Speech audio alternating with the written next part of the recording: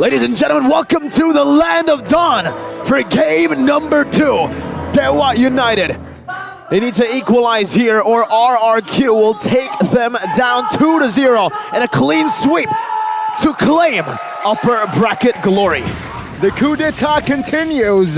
Will RRQ be able to end the coup d'etat, or will Dewa United force the series on towards a game 3? The question here is, in the early game, with the superior crowd control and laners for RRQ, what can they find? In game 1, they were desperately trying to snowball even harder, but it was all denied from the side of Dewa United. In this lane, the Yutong is going to be a lot more dangerous, but man, whoa! The Flicker Earth Shatter will wreak off havoc, but no! What will claim a kill himself first before taken down? Arashi. Calculation there. Yeah, Naomi fell, but I mean, it's still worth it here, right? Skylar gets a kill, Watt gets a kill, but Skylar shoves the wave. So he loses the entirety of that wave. I think he should get just a bit, but let's take a look at the emblems here. Let's get a bit of a refresher. Well, cutting charges for RRQ. They're trying to make sure that they get ahead. They find ways to advance, but for Dewa United, it's a bit more standard, a bit more defensive. They know that RRQ has a lot of aggression built in already. The mid-lane matchup is where it gets a bit curious as well. Both these laners have a very put your spell down, wave clears itself approach to the mid lane. So I think the roamer here becomes highlighted even more. So the Shaka-Naomi duel continues all throughout game 1 into game 2. And with the lead, we know what Skylar can do. He was given so much space in game number 1. I think Dewa with this Cho pick, that's what they're trying to achieve, right? They're trying to cut down on the space that was given to Skylar. But for the rest of the team, it remains the same. Dyron has that Black Dragon form. Yep, Dragon form here to zone out members. Dewa United will not be able to enter the fight, but Last Insanity will be popped. First 6, good retry, good taunt as well. Oh, Lanaya survives. Dixon now flickering out of the way. Wait, Dyron in the back line will fall in the hands of Keys. It's a trade, a kill for Eternal. Wow. Dewa United able to just actually trade it out 1-for-1 then, yeah? A turtle for a kill, Arashi. Bit of a disconnect, it seems. Some members of RRQ were still moving forward. Ferrasic was still using that decimation, but there wasn't the combined follow-up. But Skylar steals with a gold buff away from the side of Dewa. And yeah, I think RRQ needs to be a bit more concise here, because Dewa is showing again that you may have the advantage right now, but if you're careless, we can turn this around. Yo, hang on, Mirko. You gotta cut it out, man. I mean, I also said something else, but it's fine, it's fine. Let's see again. Good engage. Oh, Naomi gets jumped on now. Mystic Gush to provide cover. And with that Mystic Gush, Dewa United Esports will not move onwards. It's gonna be a bit difficult, especially with the crowd control. Whoa! Oh, Shaco good. Shanpo. What here? Okay, Echo revealing 3. Shaco moving again. No gap closer here whatsoever. Dewa United Esports and RRQ. They're that even economy-wise here. That was really unfortunate for RRQ, man. They went for oh! Never mind. Wow. I thought Naomi just failed the onward Earth Shatter combo because it was too close to the wall. But Ferrasic just finds that kill. Shaco taken out. Look at the wave clear speed, man. Immediately finish a fight, clear wave, go find something else. Never a dull moment in this game from both these teams. My God, so active, so fast-paced. And look at him, already actively shoving Watt back of his own lane, and Skylar will have a massive advantage now. It's a whole level, I believe, right after the turtle gets taken. And right now, it's not really looking good for Dewa for this turtle take. It looks like they still want to try to contest it, though. They have the confidence in Lanaya. Let's see. RRQ in control of the turtle. Echo and Black Dragon form here has been popped. Retribution now. This time will fall to the hands of Dewa United. Good Wave Dragon on towards Naomi. Dyron now. Very low lifesteal will not save him. He's securing the kill. RRQ lost 2 members. Dewa United, they move onwards. The purple buff now invaded. Skylar, a 2v1, a 3v1 situation may be. Seems like he wants to clear the minions top lane. Lanaya will be able to find the retry and gets Well, not Retro. Will find the last hit all towards that purple. That's the strength of the Fredrin, man. When you leave him open, when Naomi isn't able to chain CC Lanaya, these last hits favor the Fredrin so much. And oh, whoa, Watts got that gold buff. Arashi, let's take a look at this matchup. We expected the Irithel to have a bigger lead than this. I think the laning phase, the Irithel is still a lot stronger. In a team fight though, the fact that the carry outputs so much damage means that if only Dyron alone is trying to zone him away in the backline, he gets shredded really, really fast. So until he gets a few more items here, right? He's going for an aggressive item for his first build. His first core item is probably a Hunter Strike. But afterwards, he's gonna go, or a War Axe. But afterwards, he needs to go for some tankiness to ensure that the carry can't just melt him down, because that's the weakness of a hero that can't be crowd controlled, right? You're moving forward, you're still moving, but you're taking way too much damage. That's the case here. I mean, they will have a pretty good kiting composition, right, with the X-Borg. And I think we need to talk a little bit. Wait, I saw a little bit of a move up top, but it's Dixon here who we're going to get to see on his prediction for game number 2. Even more than game number 1. 93%, add one more. Echo reveals still. Top lane turret will be the target here. Watt shreds like it's cheese. He is just making that rotation earlier. This is the weakness, the difference, right? Gord has more damage, but the Novaria has so much more mobility due to the Astral Recall. He's gonna get caught though. That's Watt taking a ton of damage from only 2 spells. It's a 5v5. We're gonna see who has the better engage yet again. It's all about Naomi. If he's able to lock Lanaya down. Retreat battle will be won by Dixon. There, Dyron jumps in with the Black Dragon for good catch. Dixon falls. Take a look at the Primal Wrath now in the backside though. Good catch on towards Skyler. No fall of damage in the top lane though. It's gonna be 1v2. Lanaya and Dyron first take. Whoa! They're running. Watts is read in the back lane. Dyron falls. Gold recovery by Dewa United. At the end of the day, it's a 1-for-1. But then again, Dixon gets the turtle. So it's worth for Dewa. They got the turtle and a kill. It's both of the XP laners too, but Dyron's technically 0-3. What happened, Arashi? Game 1 MVP to game 2 now. He's playing full utility. He's being used to completely zone away and pressure the backline of Dewa United.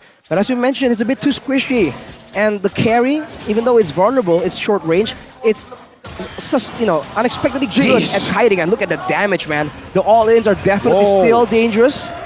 And now, with Watt doing well, still ahead in the lane, he can kite very efficiently with this carry, man. Built-in slow, built-in dashes on a relatively short cooldown. RRQ needs to do something extra if they want to catch him, and he has the Purify as well.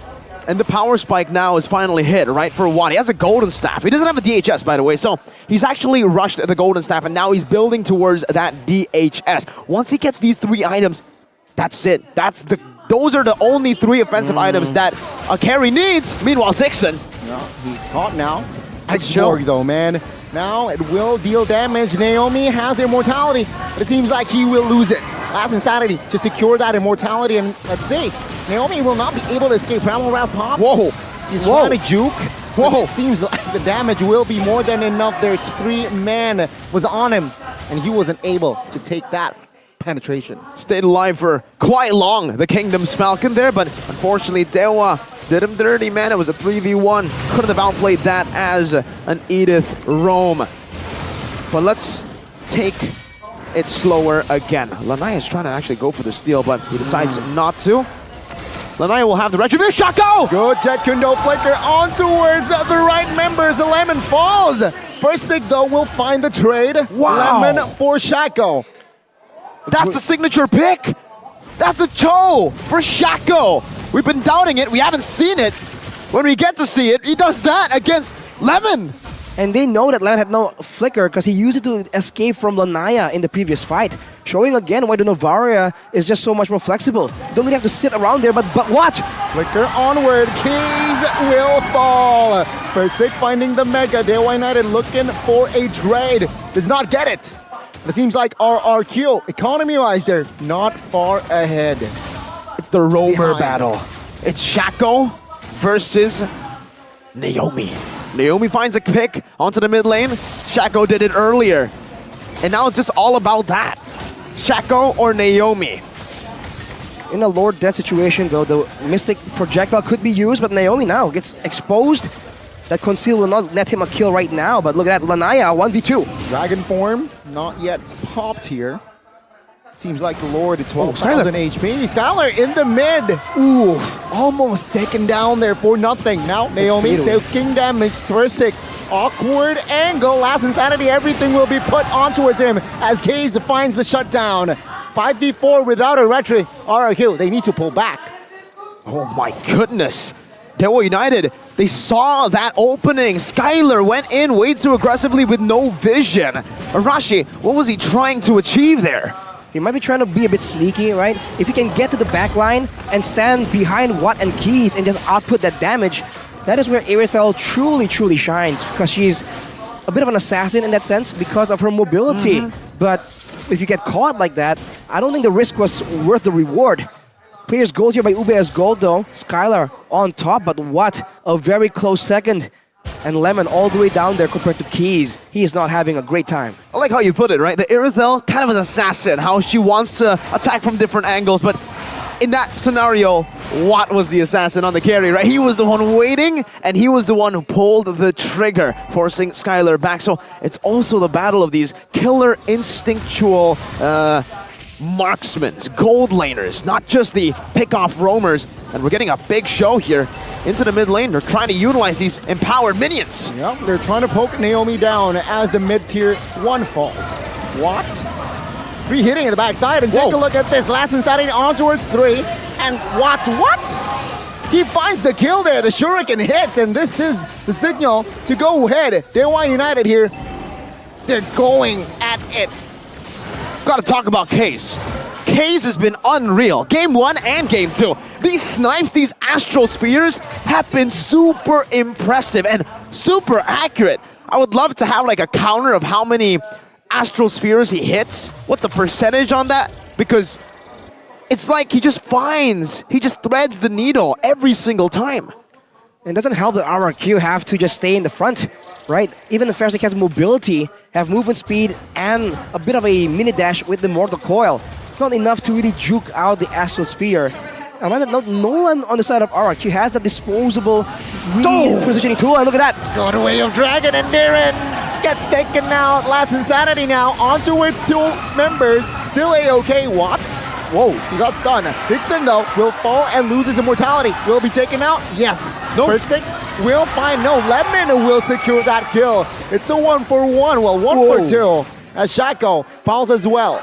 Another well-played skirmish. It's just both these teams slugging it out, and it's just coming down to the mechanics at this point, right? Dewa, flashy, Shaco gets the pick, and then RRQ counter-initiate so well. Even Skylar, we were questioning his moves there, but it ultimately worked out. It's the battle of limitations. The battle of Will of Natures as well is the meta in the current marksman game. Here's an instant replay though. All began with the kick. Of course, a great pick-off, but they are absorbing all the damage coming in from that Mystic Gush. And right after that, the stun lands on 2. Skylar makes a very aggressive move, knowing that one is an X-Burg, the other is a Fredrin. Not a lot of burst damage, and they will secure a kill, but look at the damage traded back in just a split second. It's always dangerous in this game.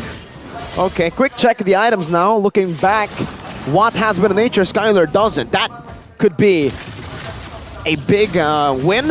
It's a high-risk move. Whoa, Mystic Gush! Oh, on towards Dixon, no Viraga armor, but the Lord will be taken out, no problem. Lanaya finds it. Dyron a bit late to the party. Black Dragon form go. They will come in on towards their fight. 2 perimeters. Shaco caught in the front side. Dyron receiving a lot of damage. Will be taken out by Watts. Lemon finds the kill. It's a trade, 1-for-1. It seems like with that, Dewa United Esports, they will win the Lord. That's a great Lord take, man. We didn't get to see the Lord take that much, but Dewa played it really well, forcing that error. But at this point, I have to ask you, Arashi, I think for Dewa, or for RQ rather, it's better to lose Dyron than it is to lose Naomi, yeah? I would say so. Naomi has a bit more damage to give out in the late stage of the game right here, and it's a lot of crowd control as well. Skylar, though, taking a lot of damage. The Astral Echo is popped up. Dixon! Lance Insanity will try to distract the members. Lord Chalk is claiming the base turret, but what? Finds the marksman. He gets unstoppable. I mean, for Wow. once, I think the what wasn't for what, it was for Skylar. Jumping aggressively with no win in nature. We just mentioned this, Arashi. What a risky move! And it wasn't even for that worth it of a kill, in my opinion. Now, Dewa United in a 5v4 will try and get even more resources, but they have to be worried about the wave clear coming in from the alien. Mystic Gush will help with the clearing attempts. Skylar back on the field, but that cannot be repeated, man. Dewa will punish it yet again. Mid lane turret now, the target. Dixon trying to zone out the members, but it will fall here. Good onwards, on towards Lanaya. Even though the follow-up damage wasn't really there. The Kings of Kings, they're still defending here as Dewa United, they have established a 4,000 gold lead. It's 2 base turrets. That's a lead, a massive one. This 4,000 gold lead, it's deceiving. Because that's 2 base turrets. And you add to that the fact that the mid turret for Dewa is still standing strong. That means there's a lot more control, a lot more safety in the jungles as well. Damage dealt here, Keys is still on top, Skylar has caught up. And Dixon is actually doing more damage than Watt in the situation, so he's played this X-Borg to its full potential. But we saw without the Wind of Nature, Skylar can't really do these risky maneuvers that he needs to do to really get ahead. He's going for a full-on damage build, but that means that RRQ need to be a lot more coordinated and land the crowd control and lock down Watt so he can go for a 50-50 trade. I mean, at this point, it's just really hard. I think for Skylar, he doesn't want to go for a full damage build. He technically wants to sell boots, I think, for the Wind of Nature, right? That makes more sense. But I think maybe the different approach would be, why do I build Wind of Nature? I'm up against true damage on what? I'm against magic damage and hybrid damage from Dixon, right? So technically, we can get to see why there's no Wind of Nature. It's kind of already neutralized. It would be a wasted slot. And now it gets scary because RRQ are forced back to just their kingdom. That's their base. They have to pull off a crazy siege defense because Dewa are knocking on the castle doors. They're banking on Dewa United and making a mistake here. With the information that Irithel is bottom lane, they're trying to commit here. There you go, first 6 shows. Dixon follows. And with that, they will not be able to delay. Good Mystic Gush. Dixon loses his Viraga armor. First Slick trying to use the Memorial Coil to move the slow. Concealed by both teams. RRQ and Skylar here. Looking for an angle perhaps, but no. Lord controlled fully by Dewa United Esports. Jacko in the mid bush, crucial bush. He's controlling. Wow. They're taking their time. Jeez. The damage from Watt is impeccable. How did he do that much damage? Was he stacking it up in the minion waves in the mid lane, the golden staff and the DHS and the corrosion? No, because probably his ultimate. Just ultimate. Wow, that was impressive. You'd usually think, hey, normal marksman don't hit without vision, right? Naomi can pick you off, but Watt was like, nah, bro, I'm different. It's a risky move. If he went for that play and Naomi jumps on him instead and Lemon was in the area, that's a deleted carry for sure. Skylar though has built the Wind of Nature, but as you mentioned, Mirko, he's up against a ton of true damage from the X-Borg, from the carry, and with this Lord, can RRQ defend? They have the high ground, but Dewa can very easily dive in the back. Dewa United Esports knocking on the kingdom's door. Dixon Lanaya trying to look for an angle. First Sick here, quite damaged, but the Mystic Gush will take care of the Lord, no problem. Minion bottom lane is coming down. It seems like Dewa United does not pull the trigger just yet. Chaco, conceal. Looking for the right opening, does not find it. The mid minions here will be futile. Dewa United though, again, playing the patient game. Dixon not having enough Viraga armor. What? Whoa, that's a free hit almost there towards the base. But RRQ, they're holding on okay. Dewa United again, keeping the tension here. Good echo, revealing 5. It seems like with that RRQ, they manage to clear the wave. You don't push the kings in their kingdom because they know how to defend a siege. What a masterful defense by RRQ, but also for Dewa. It feels like their composition works for fights and works for fights outside of this base, right? They cannot necessarily dive in without risking the game. when a proper front to back, that's where the base becomes such a good bastion of defense. Because you have your back covered by the base, that means heroes like the Gourd now in this scenario does more damage, has more security than the Novaria, which has not been the case for the bulk of this game. But of course, with time, the Lord will spawn again. And Dewa United, with this carry, can sneak it so fast. I feel like RRQ will try and do something crazy before that happens. Mystic Gush to decrease the armor. Lanaya providing cover. Tease Shaco here on the manhunt as well. Magic Sentry popped. Does not really find anyone. That's info. Dewa United Esports, they're on the bottom side of the map. Now that we are getting to a position where it's a stalemate, Dewa can't end without getting a fight. RRQ can't really push forward, can they? What are we waiting for here, Arashi? What's going to be the trigger? The Lord. Oh, it has my- to be. jeez. Or a burst. Yeah. Or a one-shot maybe, man. But yes, this is where the Lord becomes such a great tool. The reason why the game makes sense is when you turn like this and you have an advantage from the base, that's where the team that has been patiently waiting and holding control outside can just take that Lord and then use it to break it open. Now it's up, and I don't think RRQ have the wave set up to try and contest. They might just go for a fight here and bank on the base defense once more. They're letting Watts do the dirty work. Naomi, Soaking damage. Shaco Lanaya will try to provide cover as Watt is just melting the Lord.